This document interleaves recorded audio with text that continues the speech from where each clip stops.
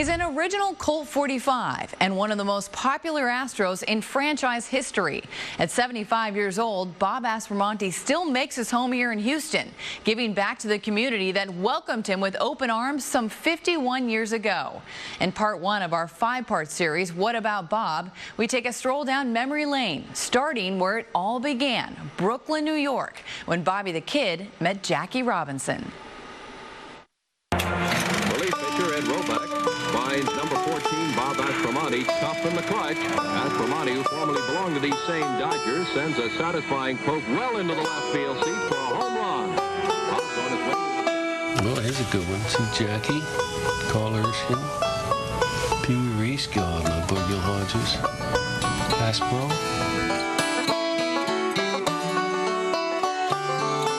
And this is a fella that I idolized as a kid, even though he was so much older. That's Joe DiMaggio, always with a Yankee uniform. He coached the A's for like 4 weeks during spring training, and that's when we played against him. This is a very special situation. This is Gil Hodges.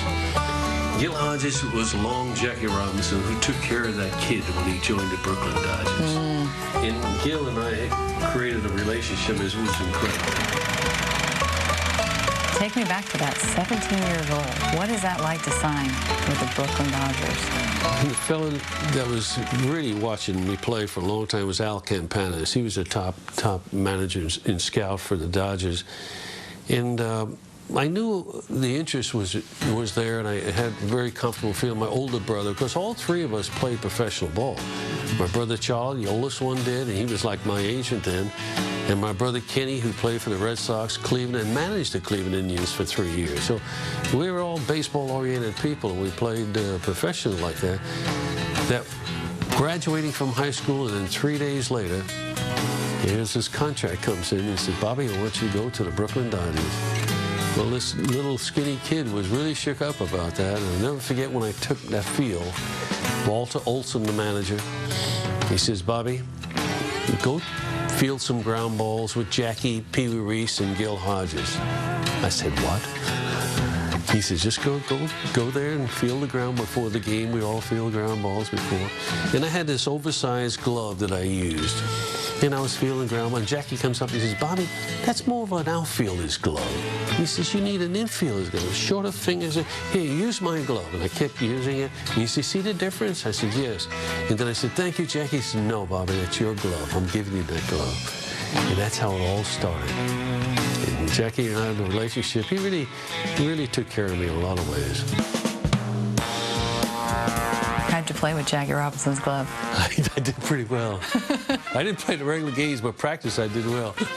And whatever became of that glove? I had it for over 40-some-odd years. I gave it to very special people. This is my brother Kenny. He played for the Cubs, and we played on the same field together the first game, and Kenny hit a sharp ground ball to the third base line. I dove backhand and I threw him out, and everybody couldn't believe, that's your brother. What are you doing? So I was looking and I saw you signed your first deal. Do you remember how much you signed for? You ready? I'm ready. I signed for $6,000 for 2 years. And then he took me to Japan. The Japanese paid us $3,000 for that trip. Just think what that meant. Wow. That boat bought the first car. Oh, my car. And this is another fellow who took care of me for a long time, Tommy Lasorda. Young Tommy Lasorda. I was with him a month ago. I went to spring training in Arizona with the Dodgers. And he brings back a lot of great memories, but he's funny. You know, he creates it up, brings it up to date. And all the young minor leaguers, they all follow him around, you know. And he yells at them and swears at them. And you were also the last Brooklyn Dodger active to retire. The last Brooklyn Dodger. What a feeling that is when you look at all the superstars. But I was only 17 and 18 years old at the time. I come from a school in Brooklyn, New York called Lafayette High School. We generated 16 major leaguers. And we have one superstar named Sandy Koufax. Incredible school. What we have done in a very sports-minded area. When I signed my contract, Sandy was already with the Dodgers. In the first road trip, they put the two Lafayette High School boys together on a road trip in the Dodgers. So it was great memories.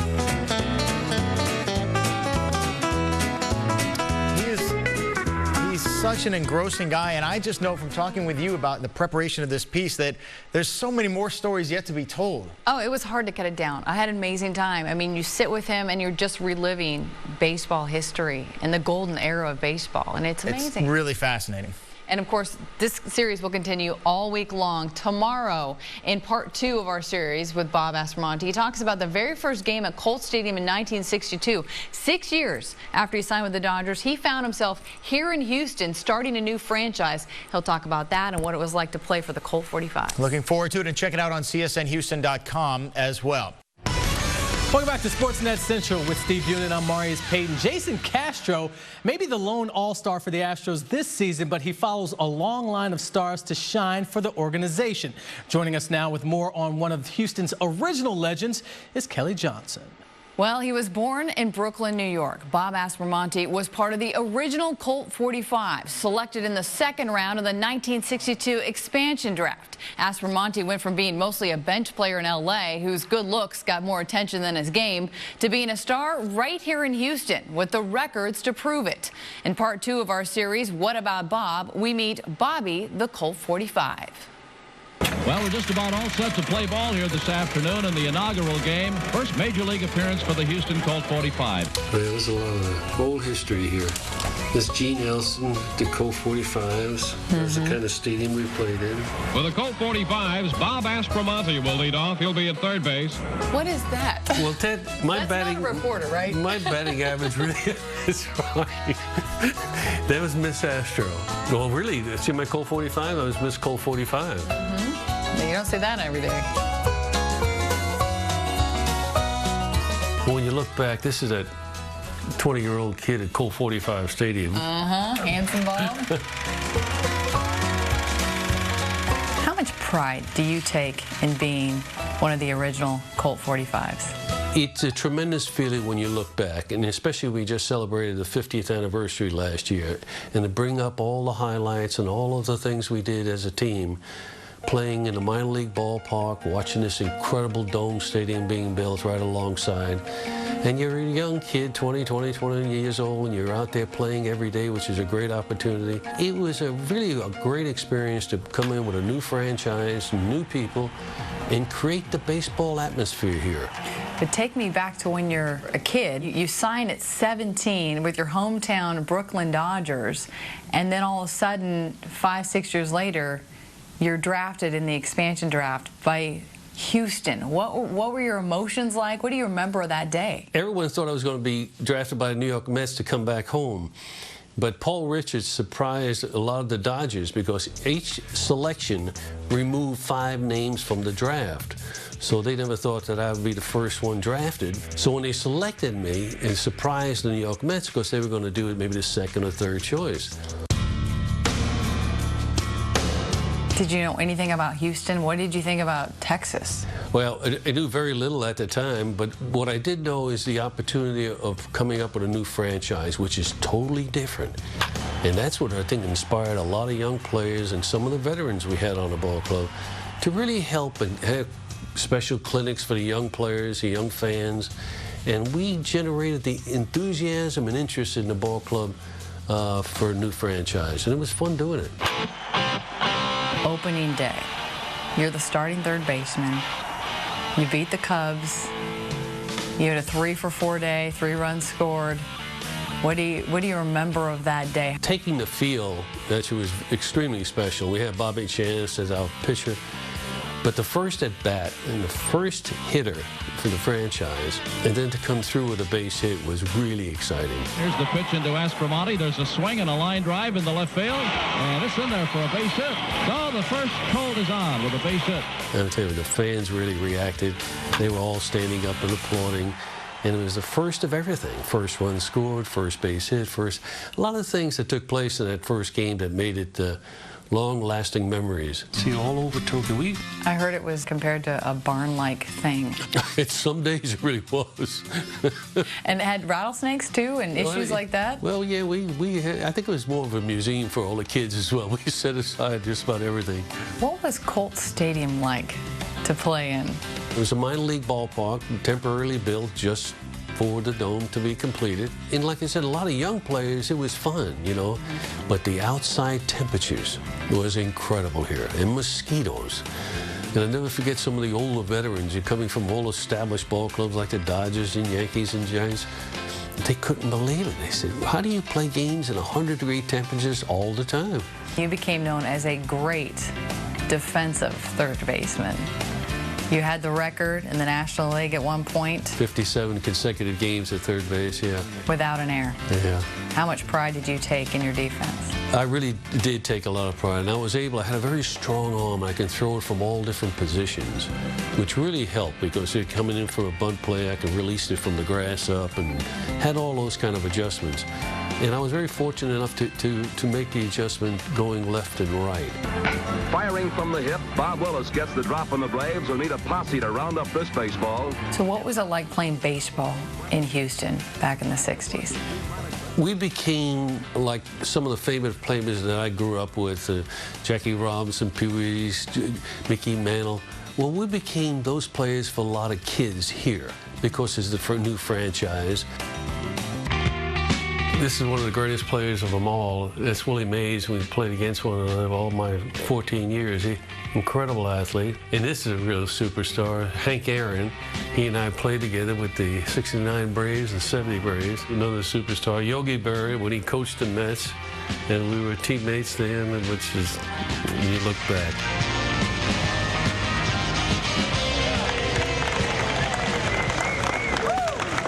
When it's all said and done, and then people talk about Bob Aspromonte, the Houston Colt 45, what do you hope that they say?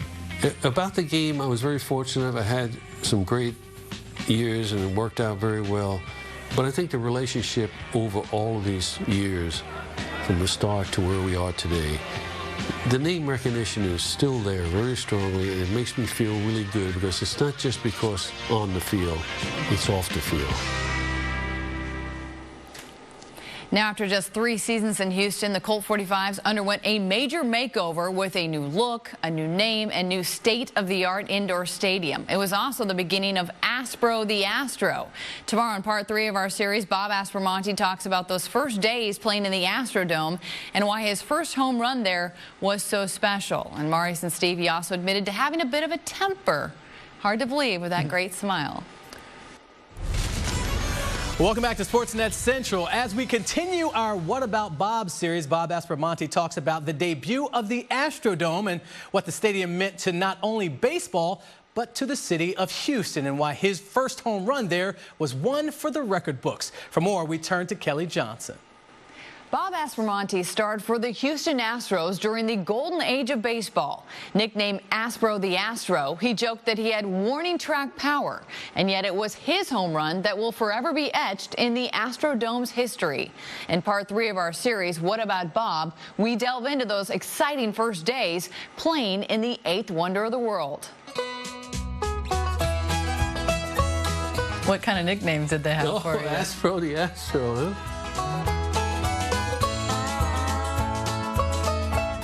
They call me Aspro, huh? In stocking their corral, the Colts went with youth.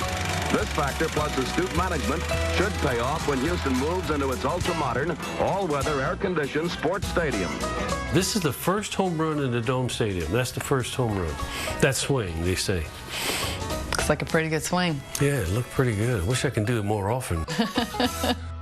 He played in the very first game in franchise history 50 years ago on this day, April 10th, 1962. Bob get the first hit and score the first run in franchise history in that 11-2 win over the Chicago Cubs at Colt Stadium. To be the first player in franchise history to have the first hit and the first one scored. I mean, your name will always be in the books. Is that kind of surreal to think that you were the very first one? Well, like I said, the anniversary was last year, the 50th anniversary, and all the memories of the past was brought up during that 2 or 3 week period. And I was able to throw out the game ball, the 50th anniversary of that day last year. Well, everything happened around there, all the interviews, and they were bringing up all the old stories. And it was bringing back a lot of great memories for myself, you know. And but to watch that take place, and then to walk into the Dome Stadium in 1965, and you cannot believe that feeling when you had everyone there, 50,000 people, in this incredible stadium that Judge Roy Hoffines and Ari Bob Smith put together. And it's, to this day, you know, they talk about the 8th wonder of the world. Sure, it's beaten up now, but what it accomplished for the city of Houston is incredible. The only major league field with a full roof will replace the conventional ballpark used by the Houston Colts. This will happen on opening day in 1965, when the world's biggest indoor arena will be ready for baseball action. You're not a power hitter. You've had some very special home runs, one of those being the very first home run in the Astrodome. What do you remember of that? Well, Kelly, you better check that out. I think that might have been the last one I hit there, too. No, the first home run was really exciting. Everybody really reacted. And those are great memories for someone that played a long time, to have those little special times when you can say, I was the first to do that. First home run in the Astrodome, which was kind of really exciting then. That was the first year of the Dome right there. But that was the spring training, so that was the first year of the Astro uniform. Now, the Astrodome at the time, there was nothing like it, right? Oh, absolutely nothing like it. That's why I give so much credit. In Houston, Texas at that time, there was only 500,000 people in the city of Houston. Just think of the growth, what that generated. I mean, you had over 2 million people just to come and visit the Dome, not during the games. And this is the first Astro for the 1,000 games. And they all come on the field. It was just incredible. It really was special. Who's the toughest pitcher you ever faced? That's pretty easy for me to say. You know, Bob Gibson, I got my first big league hit off of him. And I was telling you earlier, I think it took 15 years before I got my second hit off. But he was tough. He really was aggressive, and he had one of the greatest pitching years in the history of the game. Is it true you were a bit of a hothead? I think so. Did you get kicked out of a few games? I got out of a few games. I don't know why I acted that way, because it hurts the next at bat, it hurts the next game. But I really did. I was very aggressive that way. I would get a little fireball and react, and my manager said, Bobby, you can't do that. You got to just get your expressions out, tell them what you feel, but don't carry on the way you get thrown out of games. Of course, you were traded to the Braves. Uh-huh. When you left here, what were you most proud of? I think what I established, you know, I was fortunate to be the most valuable player, and I had a lot of fielding records and game-winning hits. Kelly, I'm going to say something right now that at the time, even I didn't know it. But I had 14 game-winning hits in the first year of the Dome Stadium. Here's the 2-1 pitch to Aspro. Ground ball to shortstop. That right to the ice, and the Astros win 1-0. Young fans that know about that bring that story right back up. So when you look at those kind of memories, and you talk about you had some great moments, you know. You weren't absolutely a star player, but you were very consistent.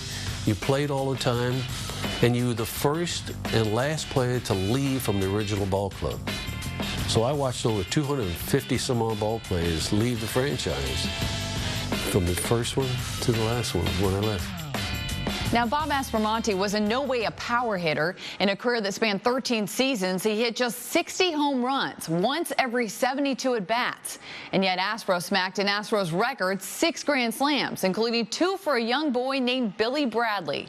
In part 4 of our series, Bob explains how divine intervention helped him give hope to a young fan from Arkansas, a story even he has a tough time explaining. It's a story that reads like a Hollywood movie, and yet what happened between Bob Aspromonte and a 9-year-old boy named Billy Bradley played out on a real-life Major League Baseball field. It's a tale you may have heard before, but one that never ceases to amaze, and it's recounted by the hero himself and Billy's favorite player. It's Bobby and Billy, part 4 of our What About Bob series. Aspromonte swung on, driven to left field, long drive, way back it goes, and it's up there. Bob Aspromonte crosses the plate with a grand slam home run. This is the incredible Billy Bradley story 3 right there. The little kid there was all bandaged up for almost 6 months of really going through an awful lot.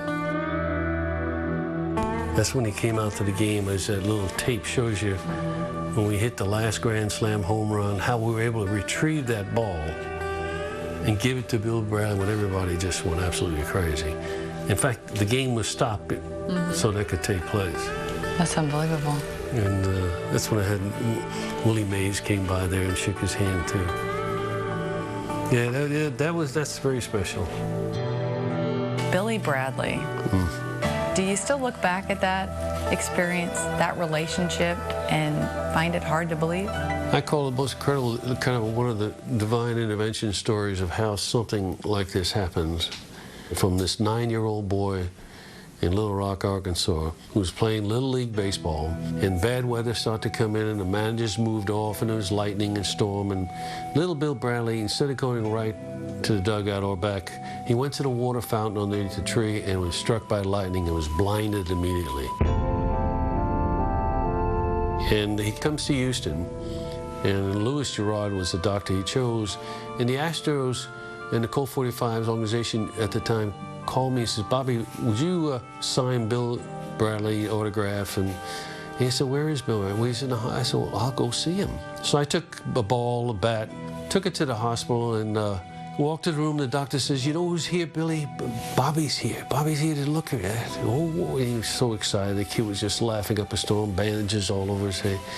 And we talked for about 15 minutes about everything. But I said, "Billy, you got to be strong. You're going to get through this. We're all going to make sure everything happens for the positive side."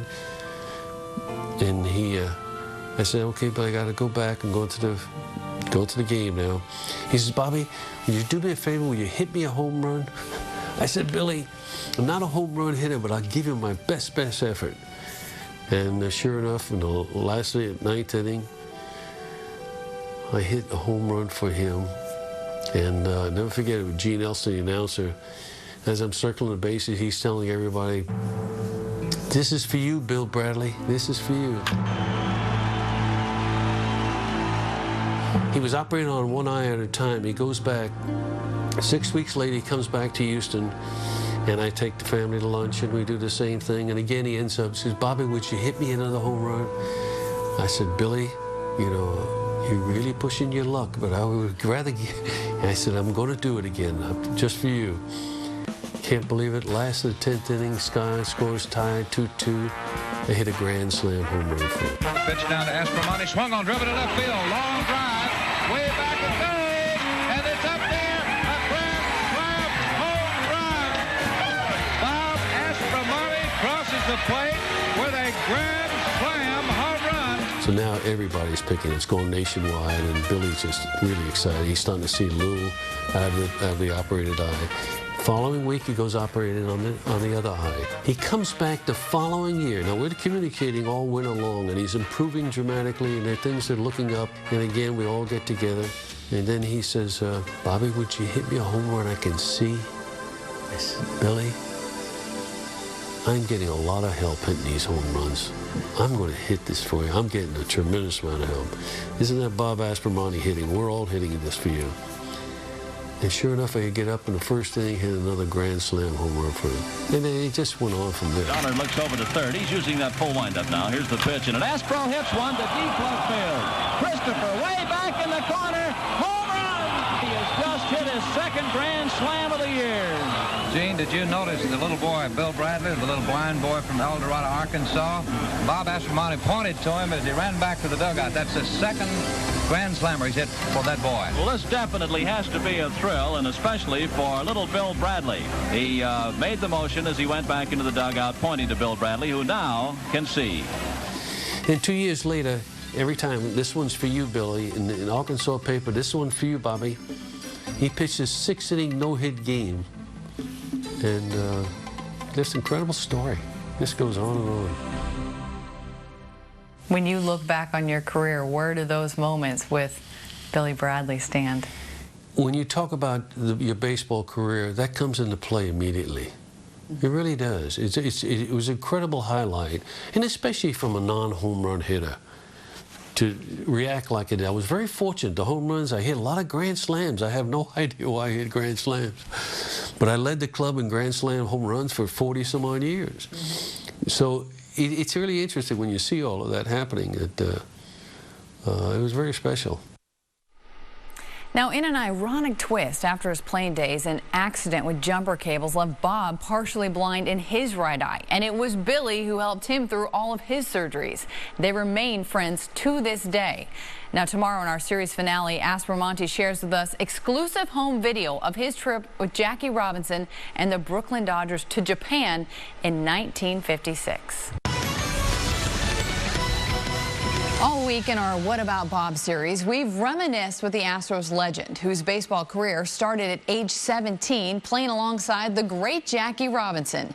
And right after Bob Aspromonte signed with the Brooklyn Dodgers, he was swept away for the experience of a lifetime.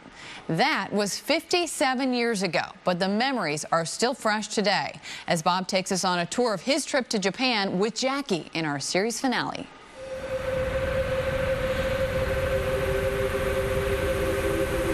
This is where Jackie, Rachel, and myself, as we visited another complex, Roger Craig, and all the rest.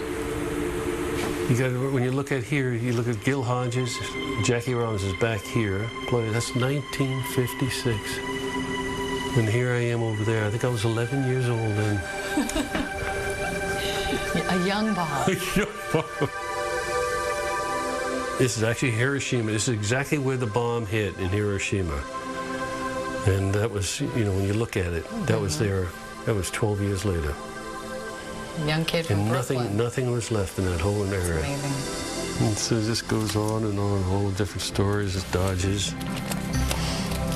Man, there's a lot of old history here. But it's an incredible story as we go through it. You see the Brooklyn Dodgers, the Goodwill Tour of Japan, 1956. This is when we finally arrived. That plane ride took us 38 hours with a prop engine. Oh, wow. You know, I was excited about that. Flight. Was that your first flight? It was my first flight like that. And I was all dressed up, and Charlie had me with a shirt and tie and everything else. To be 18 years old and be invited to go to Japan with Jackie Robinson and the Brooklyn Dodgers, what was that experience like? It was absolutely the most incredible feeling. That experience for 6 weeks, all over Japan and Hawaii. We played many games, the different museums that we attended, and some of the experiences of what happened during those years. What an incredible feeling that was when the entire ball club with the uniforms on. The way the people handled it, they just loved us there. I mean, they took care of all these players, and Jackie Robinson, that year, was always a superstar, and Gil Hodges, really, the fans loved Gil Hodges. What a learning experience that was, 18 years old. And this is when we first went through the airport, and all the greetings and all the flowers and the way. And how much were the Japanese fans aware of the Brooklyn Dodgers and Jackie Robinson? Very much so. In fact, the interesting thing about that we were so well received, and the reception from the young as well as the old, it was incredible. What were the fields like there? Did they have surprising. stadiums? Yeah, it was pretty nice. No, they were pretty nice fields, you know, for like a minor league scene, as you can tell. Look how nice that looks. And great lighting, as you can tell. Oh, wow. And think of, you know, it surprised us a little bit. Look at the crowds. I mean, you couldn't believe the reception and how they reacted. And who were you guys playing? Each area we would go, Hiroshima Co-op, we would play the local teams, which had their so-called major league environment. So they would all be, like, see the Giants here, Tokyo Giants. Now, did you beat them badly every day? That really, what it was incredible. There's some bad games. We got beat too, you know. You did? Oh, yeah. So there were some competitive games. Oh, yes. It made sure that took place. Jackie, Rachel. That was not, I think that one was in Hiroshima. Every place we went, that's the way we were greeted. Was Jackie Robinson like a rock star when he went over there? He made, you know what made him so special is that he would not actually wave to everybody and make everybody feel, but he would steal his bases, which they loved. Oh, when he was sliding all over the place, they loved it. They really went crazy when they did that. Did you get to play a lot on this tour? Yeah, I played a little bit. Yeah, he gave me a few opportunities to play.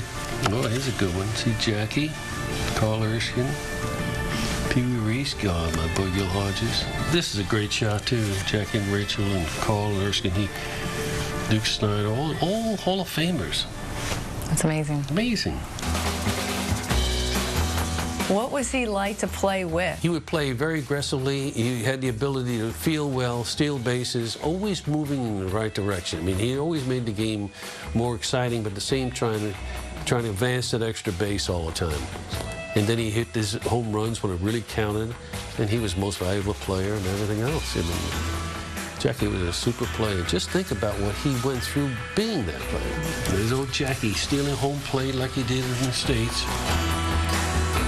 Did you see any bad treatment to him at that point? I mean, 1956, it was many years after he broke through, but what was his treatment like on a daily basis? Kelly, I didn't see that, and I think the reason why I didn't see that is because the way Jackie was handling it, and Don Newcomb and Roy Campanella and Junior Gilliam, and how he made sure all of them handled themselves, that it was all part of the team.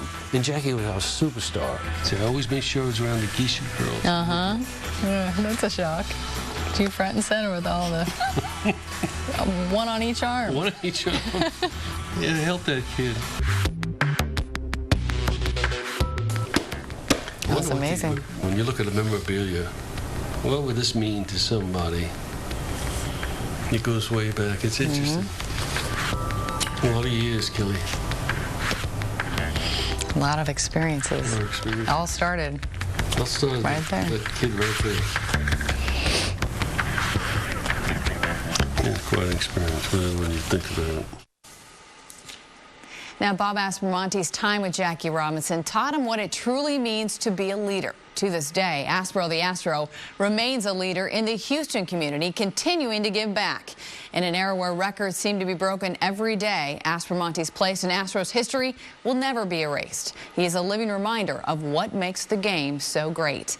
My thanks to Bob Aspromonte for opening his home and sharing with us the great stories of his career.